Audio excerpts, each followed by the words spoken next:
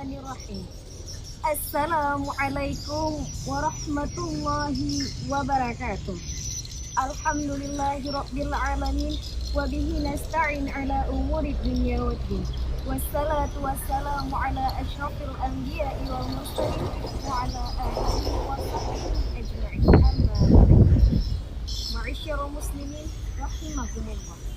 Masjid yang sepi kembali terisi, umat bagaikan disuntik semangatnya ketika bertemu bulan yang dinanti-nanti. Marhaban ya Ramadan, bulan yang dihujani kebaikan, bulan pendekatan, mendekatkan diri pada ilahi, bulan taubat, bulan maghfirah, bulan hijrah menuju Allah.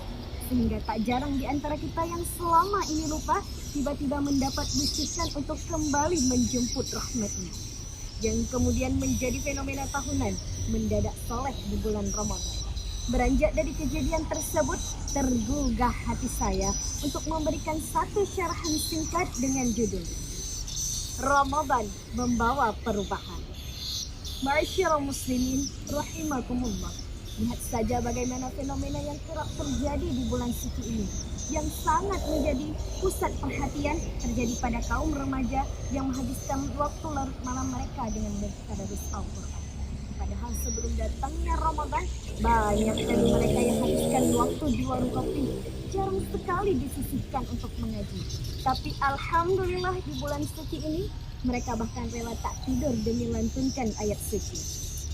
Timbul pertanyaan, mengapa mereka tiba-tiba berubah? Apa yang terjadi? Hal ini yang membuat kita seringkali salah dalam menilai sesuatu.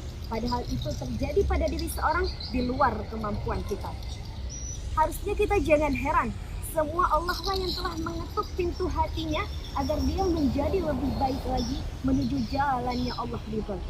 Hal ini secara gamblang Allah katakan dalam Al-Quran surah Al-Kahfi ayat 17. A'udzu billahi minasyaitonir rajim.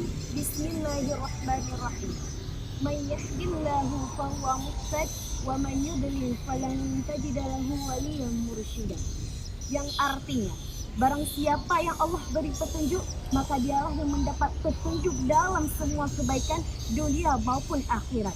Dan barang siapa yang disesatkannya, maka kamu tidak akan mendapat seorang penolong pun yang dapat memberi petunjuk kepadanya. Ma'asyiral muslimin rahimakumullah. Dari ayat tersebut dapat kita pahami bahwa hidayah merupakan hak prerogatif Allah. Dan siapa saja yang dibisikkan kebaikan, maka dia sedang dipilih oleh Allah untuk meniti jalan hidayah. Hidayah yang tak mungkin terwujud tanpa Allah. Maka dari itu tidak sepantasnya kita sebagai manusia berkomentar terhadap perubahan pada diri seorang. Karena itu berjalan di bawah skenario-nya Allah.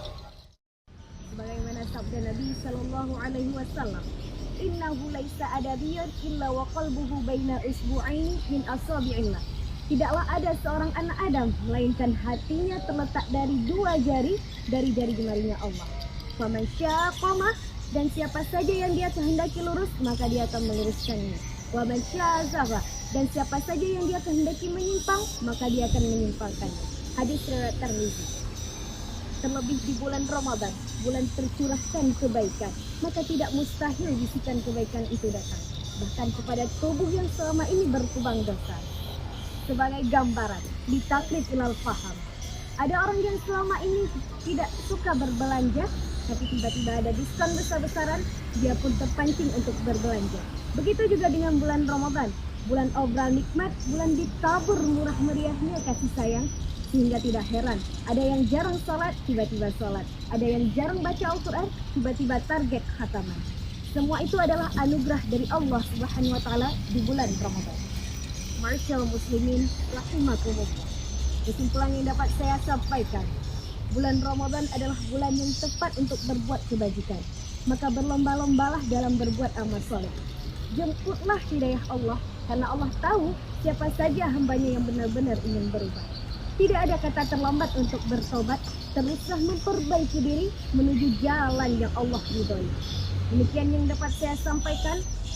Walillahi anta maqsudi wa ridhaka matlubi. Atini mahabbataka wa maghfirataka. Akhirul kalam. Wassalamualaikum warahmatullahi wabarakatuh.